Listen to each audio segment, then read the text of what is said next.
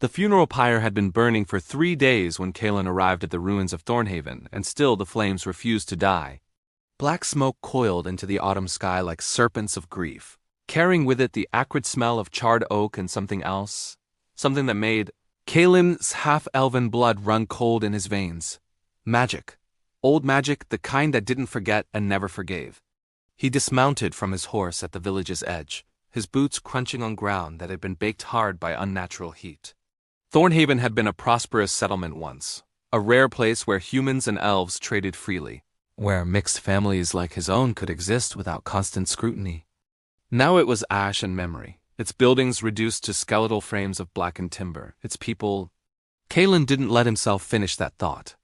Not yet. You shouldn't be here, half-blood. The voice came from behind a collapsed wall. An elven woman emerged, her silver hair matted with soot, her ceremonial robes torn and stained.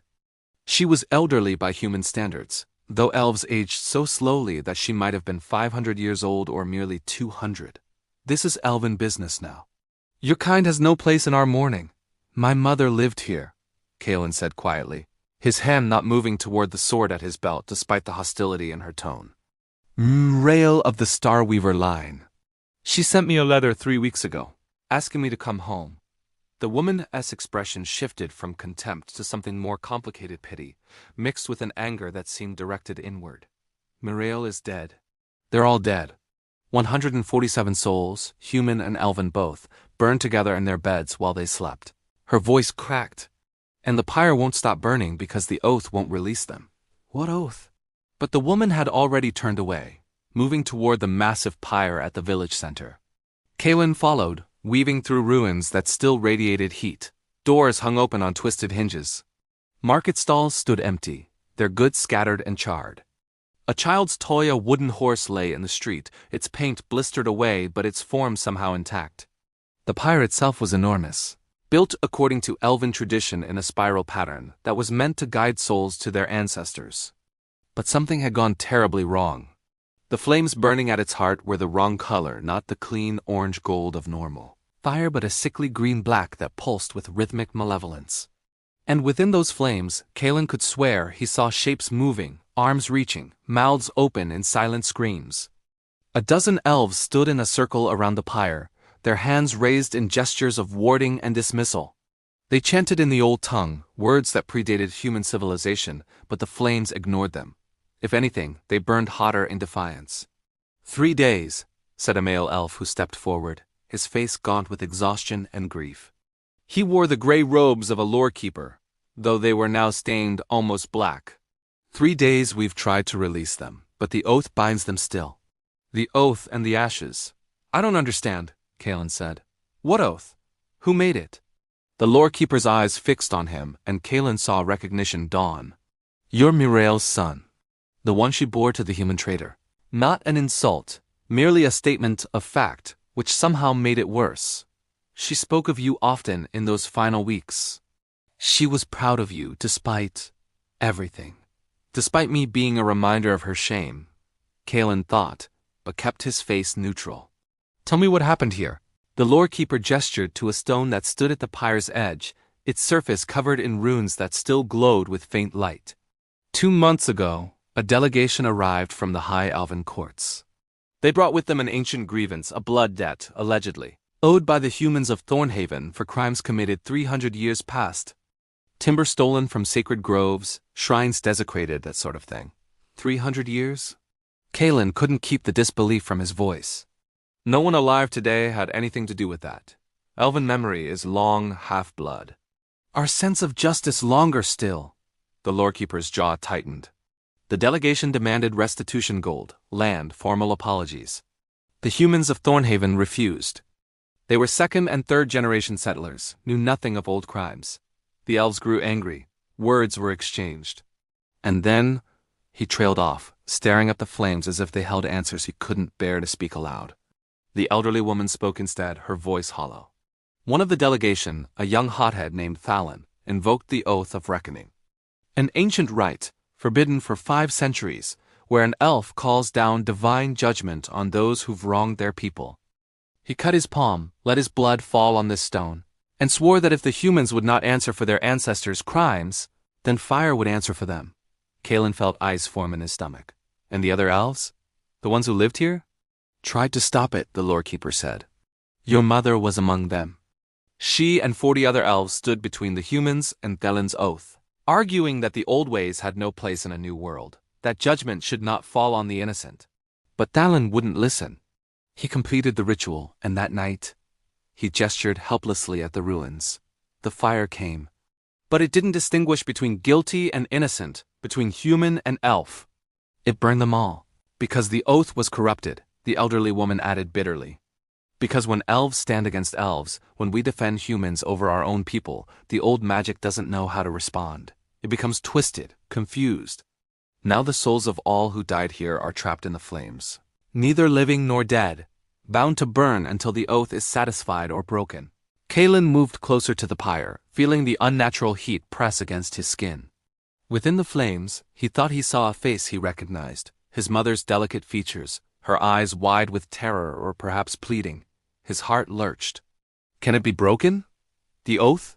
In theory, the lorekeeper said. Someone of both bloodlines, human and elven, would need to undergo the trial of ashes. They would enter the pyre, face the judgment meant for their ancestors, and either prove their innocence or accept the punishment. If they survive, the oath recognizes that justice has been served, and the souls are released. And if they don't survive, then they burn with the others forever. The elderly woman grabbed Kalen's arm with surprising strength. Don't even think it, boy. You're half-blood, yes, but you're also Mirael's son. She wouldn't want you to. She asked me to come home. Kalen interrupted gently. 3 weeks ago, before this happened, she sent me a letter. Come home, Kalen, she wrote. Come home before it's too late. There are things we must speak of, wounds that need healing before they fester beyond cure. He looked at the pyre, at the trapped souls writhing in impossible fire. Maybe she knew. Maybe she saw what was coming and wanted me here for this. Or maybe she just wanted to see her son again before she died. The lorekeeper said sharply. Don't romanticize this into destiny, half-blood. The trial of ashes has been attempted 4 times in recorded history. 3 times the person burned. Once they survived, but went mad from what they saw in the flames. These aren't odds worth taking, but Kalen was barely listening. He was remembering other things from his mother's letters over the years, carefully worded phrases he dismissed as elvish formality. Walk in both worlds, my son, and let neither claim you completely. Your mixed blood is not a curse but a bridge. If you have the courage to bear its weight, someday you may be called to stand between fires. Do not run. She'd been preparing him. For years, perhaps his entire life, she'd been preparing him for this moment. How do I enter the pyre? He asked. The elves exchanged glances. The lorekeeper stepped forward, his expression grave. You speak the words of offering, cut your palm as Thalen did, and let your blood fall on the stone.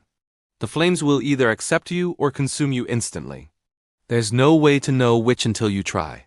Kalen drew his knife, a practical blade he'd carried since his human father had gifted it to him on his 16th birthday. Strange how both his parents had given him tools for this moment.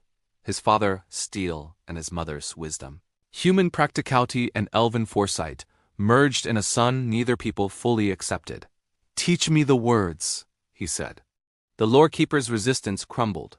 Perhaps he saw the determination in Kalen's eyes, or perhaps he simply recognized that they had no other choice. 3 days of ritual had failed. Traditional magic had failed. Only the untraditional, the mixed, the in-between might succeed where purity had faltered.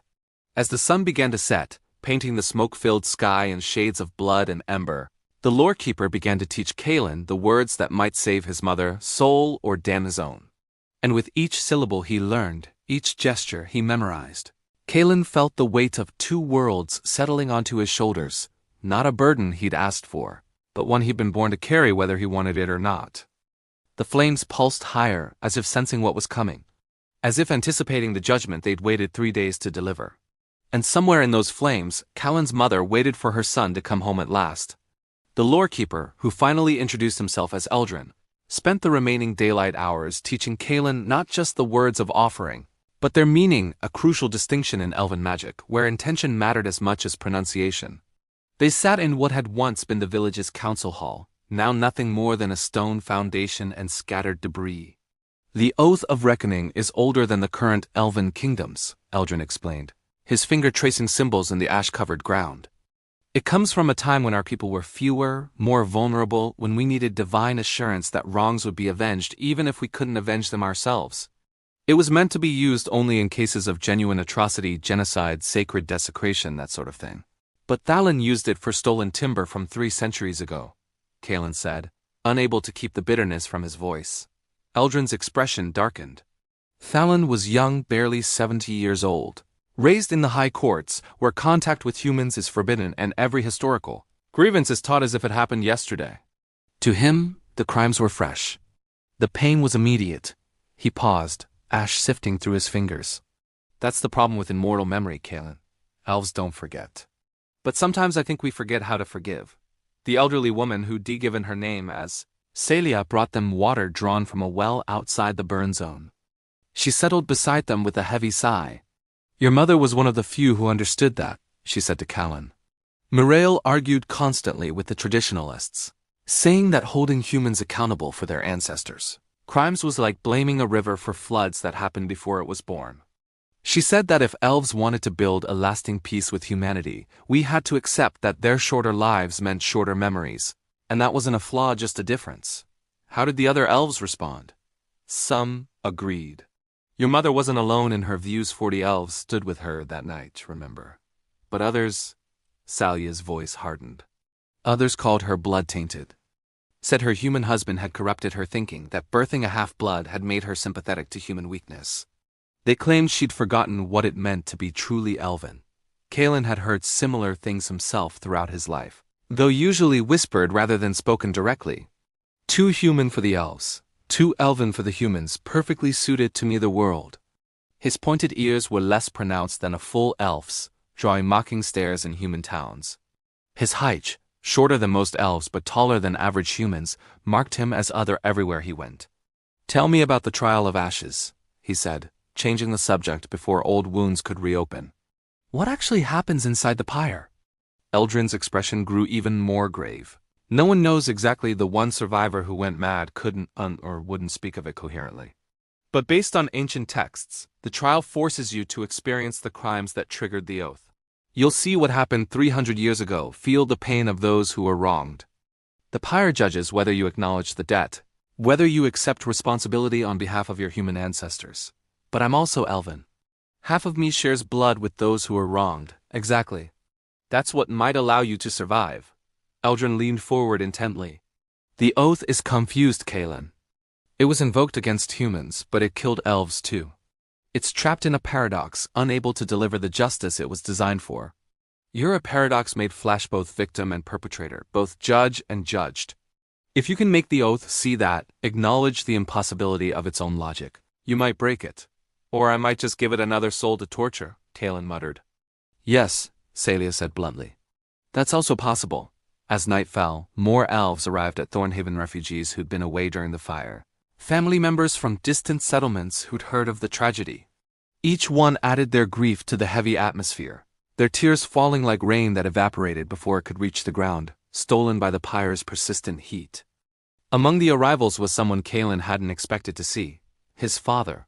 Marcus was 60 years old, his hair now more gray than brown, his face lined with decades of sun and labor.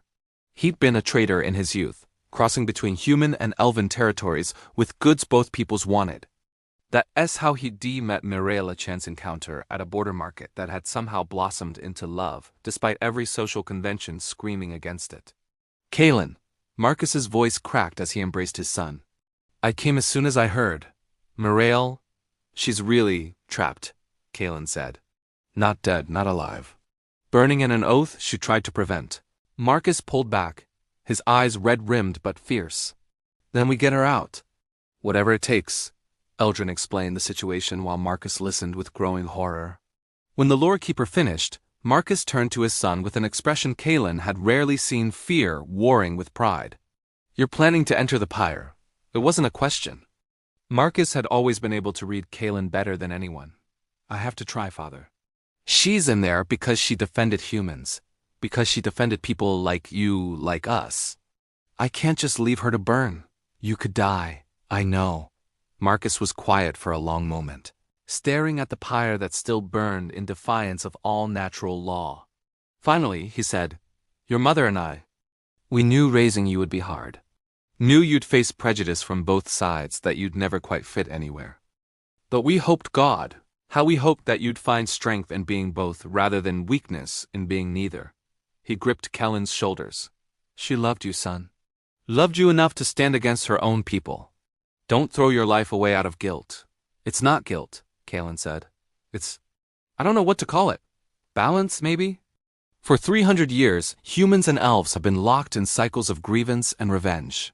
Each side remembering their own pain but forgetting the others. Mother tried to break that cycle, and it killed her. "If I can finish what she started, if I can show the oath that justice isn't about revenge but about ending the cycle," he trailed off, unsure how to articulate what he felt. But Celia nodded with something like approval in her ancient eyes. "You sound like Mirael," she said. She used to say that half-bloods were mistakes, but teachers living proof that the boundaries between peoples were more flexible than anyone wanted to admit. As midnight approached, Eldrin began the preparations. The other elves formed a circle around the pyre, ready to lend their power to stabilize the ritual. Marcus stood beside Kalen, refusing to leave despite multiple suggestions that humans had no place in elven magic. "I stayed away when she gave birth to you," Marcus said quietly. "Elven custom said I couldn't be there, that childbirth was women's mystery. I respected that, but I regretted it every day since missing the moment my son entered the world. I'm not missing this." Kalen felt a surge of gratitude for this stubborn, loving human who'd defied his own people's prejudices to marry an elf, who'd raised a half-blood son in a world hostile to such unions, who'd never once made Kalen feel that his mixed heritage was shameful. Eldrin handed Kalen a ceremonial knife, far finer than his working blade. "When you're ready," the lorekeeper said, "speak the words I taught you, cut your palm, and offer your blood to the stone. The oath will judge whether to accept you." Kalen took the knife, feeling its perfect balance. Like him, it was a marriage of traditions, the blade forged in human style, the hilt carved with elven runes. Appropriate somehow. He approached the stone where Thalon had invoked the original oath. Up close, he could see that the runes weren't just glowing, they were writhing, shifting between forms, unable to settle into coherent meaning. The confusion Eldrin had spoken of made visible. Taking a deep breath, Kalen began to speak in the ancient elven tongue, his pronunciation careful but confident. The words tasted of stone and starlight, of forests older than human civilization, of memories that stretched back before time had learned to count itself. "I am Kalen, son of Mirael the Elven and Marcus the Human, born of two bloods and belonging fully to neither. I stand before this oath broken and ask to be judged not for crimes I didn't commit, but for the reconciliation I might achieve. Accept me into your flames or release these souls to peace. The cycle must end." He drew the knife across his palm, feeling the sharp sting, watching blood well up, blood that was neither purely elven nor purely human, but somehow both. He held his hand over the stone and let the blood fall. For a heartbeat, nothing happened. Then the pyre exploded with light. The flames surged upward, forming a tunnel of fire that led directly to the pyre's heart. Kalen felt a pull, irresistible as gravity, dragging him forward. He heard his father shout his name, heard Eldrin begin a desperate chant, but their voices seemed to come from very far away. He stepped into the flames. And the world dissolved into fire and judgment and 300 years of pain. The flames didn't burn not at first. Instead they revealed. Kalen found himself standing in a forest that no longer existed, watching events unfold as if through glass that let him see but not touch. He saw human loggers, his ancestors perhaps, cutting into massive oaks that had stood for millennia. But he also felt what they felt, desperation born of hunger, a harsh winter coming, children to feed. They didn't know these were sacred trees. No one had told them. The nearest elven settlement was 50 miles away, and no elf had bothered to mark their holy groves in ways humans might understand. Then he was an elf, watching from the shadows as the trees fell, feeling each impact like a blow to his own body. The rage that filled him was righteous, pure, but also inflexible. These trees were sacred. Therefore, anyone who cut them was evil. There was no room for understanding, no space for the complexity that humans might have their own needs, their own desperation. The vision shifted. Decades passed in moments. He saw human settlements expand, saw elves retreat deeper into forests, saw small misunderstandings compound into major grievances. A human child wandering into a shrine and accidentally breaking a sacred vessel. Elves killing the child's parents in retribution, not caring that the child was too young to know better. Humans retaliating against the nearest elven village, burning homes. Elves cursing human crops to fail. On and on, each side remembering their own suffering but dismissing the other's pain as deserved. 300 years of cycle. 300 years of neither side willing to break first, each believing their anger was justified while the other's was mere cruelty. And then, abruptly, Callan was in Thornhaven 2 months ago, watching through his mother's eyes. He felt her exhaustion, her frustration as she argued with Thalin. The young elf was so certain, so convinced of his righteousness. They must pay, Thalin insisted. Our ancestors suffered. Justice demands acknowledgement. Justice demands wisdom, Mirael countered, and Callan heard his own voice in hers, the same cadence. These humans know nothing of crimes 3 centuries old. Their great-great-grandparents hadn't been born yet. You're asking them to apologize for things they didn't do, might not have done themselves even if they'd been alive. They benefit from those crimes. They live on land stolen from our people. Their ancestors bought that land from other humans who'd already pushed us out. Should we trace every injustice back to its origin? Demand payment for every wrong since time began? Mirael's voice rose with passion. Or should we accept that at some point the cycle must break, that continuing to nurse ancient wounds prevents them from healing? Callan felt Thalin's response, the anger, yes, but beneath it, fear.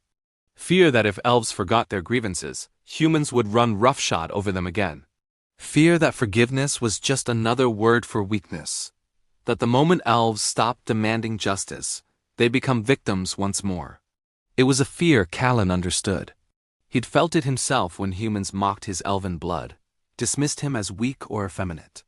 The desire to prove them wrong, to show strength through defiance rather than reconciliation. The vision of Thalin's ritual played out exactly as described: the blood, the words, the invocation of ancient powers that should have remained sleeping. And Callan felt the oath itself, felt its confusion when elves stood between the flames and humans. The magic was old, designed for a simpler time when the world was divided into clear categories: elf and enemy, sacred and profane, justice and sin.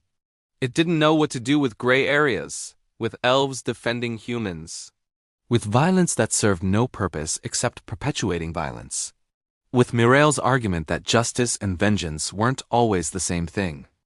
So it lashed out at everything, unable to distinguish, unable to judge.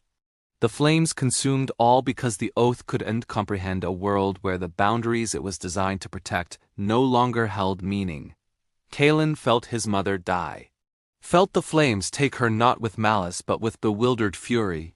A spell gone wrong, magic corrupted by contradictions it couldn't resolve. Her last thought before the fire claimed her was of him, her half-blood son. Her living proof that the boundaries could be crossed, that love could exist in the spaces between absolute categories. Walk in both worlds, her dying mind whispered. Teach them that the space between isn't empty, it's where everything truly lives. And then Callan was back in his own body, standing in the heart of the pyre, flames all around him, but not quite touching. Before him stood 3 figures formed of fire representations, he realized, of the oath's divided consciousness. The first figure was elven, ancient and stern, carved from wrath and wounded pride. You carry the blood of those who wronged us, it said, its voice crackling like burning wood. Your human father's ancestors stole from our sacred groves, killed our people, violated our trust. Do you accept their guilt? The second figure was human, younger, but no less angry, formed from fear and defensive violence. You carry the blood of those who were victimized, it said. Your elven mother's people cursed our crops, murdered our children for innocent mistakes, treated us like animals unworthy of understanding. Do you accept their cruelty? The third figure was neither and both, a twisted amalgamation that represented the oath's confusion. I was called to deliver justice, it said, and its voice was the sound of souls screaming in flames that would never consume them. But I cannot judge when victims become perpetrators and perpetrators claim victimhood. I cannot deliver justice when justice demands I burn both the guilty and the innocent. Tell me how to resolve this paradox, or burn with all the others. Callan stood in the center of those 3 judgments and felt the weight of 300 years of hatred pressing down on him. He could accept the guilt of either bloodline, could choose to stand with one side against the other.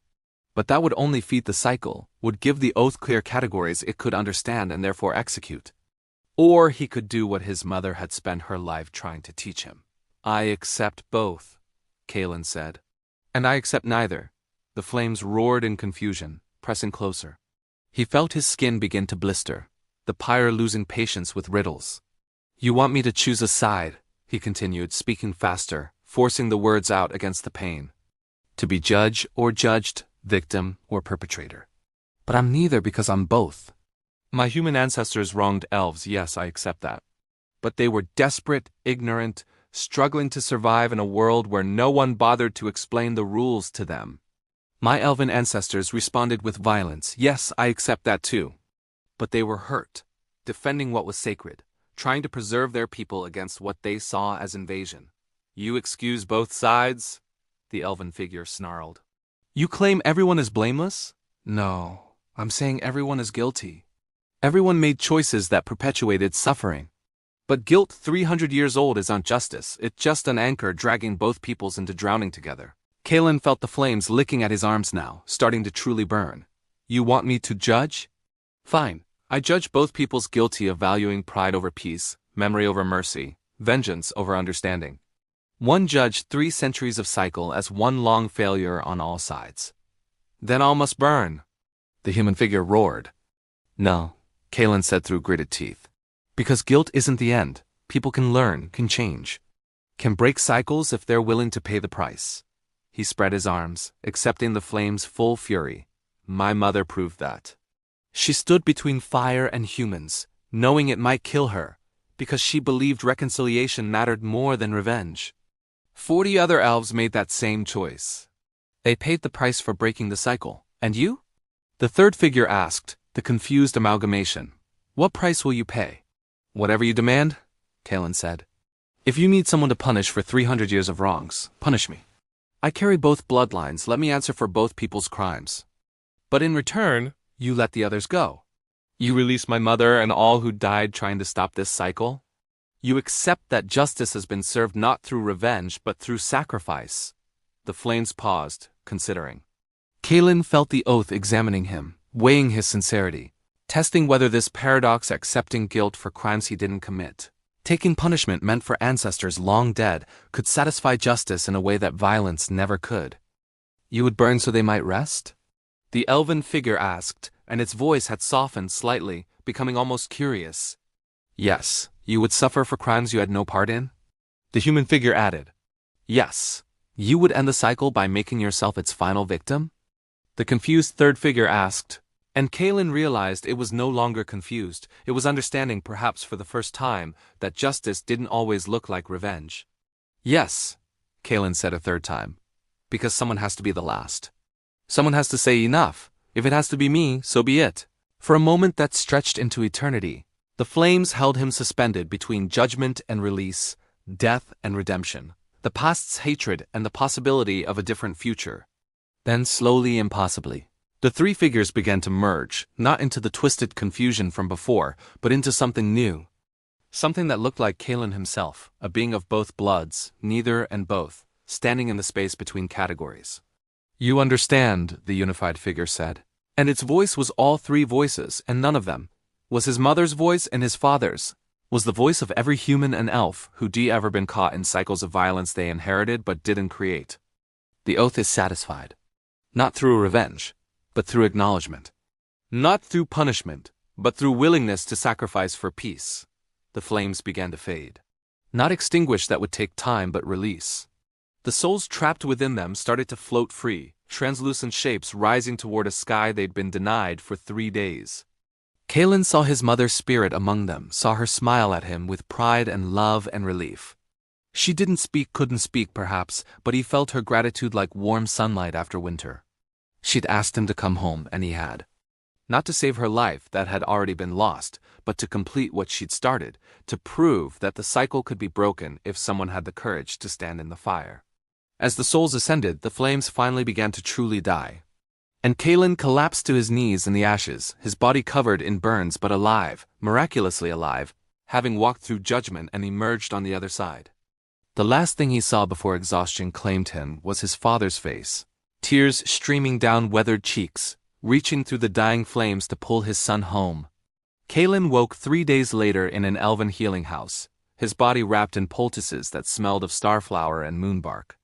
The burns had been severe second degree across much of his arms and torso, his hands blistered and raw. But elven healers were skilled, and more importantly, they were motivated. Word of what he'd done in the Pyre had spread through this survivor community like wildfire of a very different kind. Eldrin sat beside his bed, looking far more rested than the last time Kalen had seen him. "You've been asleep for 3 days," the lorekeeper said. "We weren't sure you'd wake at all. The trauma of entering the Oath's heart. Even with your survival, we feared your mind might not recover." "I'm fine," Kalen croaked, his throat raw.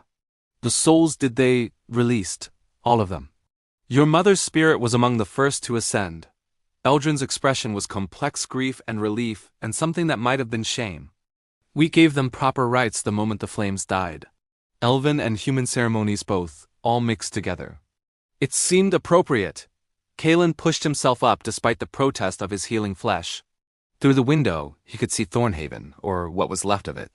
The pyre was gone, reduced to a massive circle of ash. People moved through the ruins, elves and humans both, working side by side to salvage what could be saved to begin the slow process of rebuilding. "Your father has been here every day," Eldrin continued. "Sitting beside your bed, telling stories about your mother. Stories I'd never heard, human perspectives on elven behaviors that—" He paused, seeming to choose his words carefully. "Now help me understand her better. Understand both of them better and what they were trying to create in you. A bridge," Kalen said softly. "That's what she called me in her letters. A bridge between worlds. You're more than that now." Celia entered the room, carrying a tray with water and soft foods.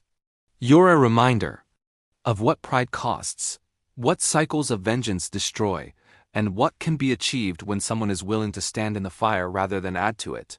Over the following days, as Kalen's strength returned, he learned what his sacrifice had set in motion. The High Elven courts, hearing of Thelen's disaster and Kalen's resolution, had entered into genuine debate for the first time in centuries. Not everyone agreed that the old ways needed changing. Many still argued that elven justice required long memory and strict accounting. But others, particularly those who'd known the Thornhaven dead, were beginning to question whether pride was worth the cost. Thalen himself had survived the fire. He'd been far enough away when it started, but the guilt had broken him. He'd submitted himself to the courts for judgment, confessing that his oath had been invoked in pride rather than justice, anger rather than wisdom. His fate was still being decided, but several elven elders were arguing for mercy rather than punishment, claiming that the tragedy had taught them all that vengeance was a poor teacher. Among the humans, the response was equally complex. Some praised Kalen as a hero who'd saved elven souls at great personal cost, proof that half-bloods could be bridges rather than betrayals. Others muttered that he'd accepted guilt for crimes humans hadn't committed, that he'd given elves moral victory by implication. But more and more, particularly among those who'd lived near Thornhaven and known the mixed families there, people were beginning to question whether holding on to ancient grievances was worth burning children in their beds. "Change is slow," Marcus said one evening as he helped Kalen walk through the recovering village. "Especially when it requires people to admit they might have been wrong for generations. But it's happening. You started something, son." They stopped at the ash circle where the pyre had burned. Already, new growth was sprouting through the char seedlings of oak and ash, planted by elven druids and tended by human farmers working together. In the circle's center, someone had placed a stone marker with an inscription in both Elvish and human script. "Here burned the cycle. Here it ended. May all who see this remember, justice without mercy is merely vengeance with a 1706 crown." Kalen touched the stone, feeling its coolness against his still healing palm. "She would have liked this," he said. Mother. She spent her whole life arguing that the space between peoples wasn't a weakness but a strength. That mixed didn't mean broken. "She was right," Eldrin said, approaching from behind. "And now we have proof. The oath accepted your judgment, Kalen, because you embodied the complexity it couldn't comprehend. You showed it that justice doesn't always mean revenge. That sometimes the bravest thing is to end a cycle rather than win it." Over the following weeks, something remarkable happened. Half-bloods from across the region began arriving in Thornhaven, people who, like Kalen, had spent their lives caught between worlds, belonging fully to neither. They came because they'd heard the story, because they wanted to help rebuild, because for the first time, they'd found a place that celebrated mixture rather than condemning it. Among them was a young woman named Lyra, half-elven like Kaelin but raised in human lands. She trained as a mediator, helping settle disputes between human villages. "I heard what you did," she said upon meeting him. "Standing in the fire, accepting judgment for both sides. It gave me courage to do something I've been afraid to attempt, propose a formal mediation system between human and elven communities. I just submitted the proposal to 3 different regional councils." "And?" Kaelin asked. 2 rejected it immediately. But 1 an elven settlement near the Silverwood agreed to a trial period. It's not much, but it's a start. Others brought different gifts. A half-blood blacksmith offered to teach combined forging techniques, merging elven enchantment with human metallurgy. A scholar proposed creating a school where children of both races could learn together, taught by teachers of mixed heritage who understood both cultures. A pair of half-blood twins, one trained in elven medicine and one in human surgery, opened a healing house that drew patients from both peoples. Slowly, painfully, Thornhaven was being reborn not as it had been, but as something new. A village where the primary qualification wasn't purity of blood, but willingness to work together, to see past old categories, to build futures rather than dwelling in pasts. Not everyone approved. Eldrin brought news of resistance, of traditional elves claiming that Thornhaven was becoming a mongrel settlement that violated natural order. Human villages nearby complained about elf lovers who'd forgotten proper pride in their own race. There were threats, both open and veiled, suggestions that perhaps another fire might be necessary to correct the problem. But there was also support. Marcus's human trading network began routing exclusively through Thornhaven, bringing economic prosperity that convinced even skeptical merchants that cooperation had material benefits. Several elven communities, moved by Mirael's sacrifice and Kellen's survival, sent supplies and volunteers to help rebuild. A human noble whose grandson was half-elven quietly funded the new school, grateful that there might be a place where his heir could learn without shame. 6 months after the fire, Kaelin stood in Thornhaven's new center, not a pyre this time, but a meeting hall built in combined architectural style, its beams carved with both human geometric patterns and elven flowing script. The building's dedication ceremony drew representatives from a dozen communities, human and elven, both all curious about this experiment in cooperation. Kaelin didn't give a speech. He wasn't a politician or leader, just a man who'd done what needed doing. But Eldrin spoke, and his words carried weight. "This hall stands on ashes," the lorekeeper said. "Ashes of hatred, ashes of pride, ashes of a cycle that consumed 147 souls before finally breaking. We build here not to forget that tragedy, but to honor it by ensuring it never happens again. This will be a place where grievances are heard, where disputes are mediated, where humans and elves can meet as equals rather than enemies. It won't solve everything. Centuries of mistrust don't vanish in months. But it's a beginning." As the ceremony concluded and people mingled, elves and humans conversing cautiously, half-bloods moving easily between groups, children of all heritages chasing each other in games that had no rules about purity, Kaelin felt a presence beside him. He turned to find Celia, the elderly elf who'd first confronted him in the ruins. "Your mother would be proud," she said simply. "She died trying to stop a cycle. You succeeded." "The cycle isn't stopped," Kaelin replied. "Just interrupted. There will be others like Thalin, humans and elves both, who think vengeance is justice, who can't let go of old wounds. Of course, but now there are also people like you. Like all of them." She gestured at the half-bloods moving through the crowd, natural mediators by virtue of their heritage. "Your mother used to say that every mixed child was an act of hope, a declaration that the future could be different from the past. I thought she was being naive. Now I think she was being prophetic." That night, alone in his room in the rebuilt village, Kaelin wrote a letter to every half-blood community he could find records of. He told them what had happened in Thornhaven, what the oath had taught him, and what was being built from the ashes. He invited them to come, to contribute, to help create something that might eventually spread beyond one scarred village. Not all would come, not all would even believe the story. But some would. And some, as his mother had taught him, was enough. Cycles broke one choice at a time, one person at a time, one small act of courage at a time. He sealed the letters with wax that was neither purely elven green nor human red, but a mixture of both purple, the color of twilight, the color of things that existed in between. Outside, the rebuilt village slept peacefully under stars that had watched 300 years of violence finally begin to fade. The ashes of the elven oath had been scattered, but what grew from them was still taking shape, fragile, uncertain, but alive with possibility. And in that possibility, in the space between absolute categories where neither side could claim total victory or innocence, Kalen found something his mother had promised him, but he'd never quite believed. He found home.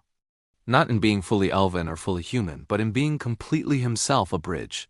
A teacher, a reminder that the strongest things weren't pure but mixed, weren't simple but complex, weren't endings but beginnings waiting to be written. The cycle had broken, the ashes had settled. And from them, carefully and courageously, something new was beginning to grow. And so, another chapter of our saga concludes, but the tapestry of time still holds many plots to be unveiled. To not miss the unfolding of upcoming events and continue the journey with us, subscribe to the channel and activate notifications. Leave your like so more listeners discover our tales and share this story with those who also yearn for new legends. What was your favorite moment from this narrative? Leave your comment below and prepare for the next chapter that will soon echo here.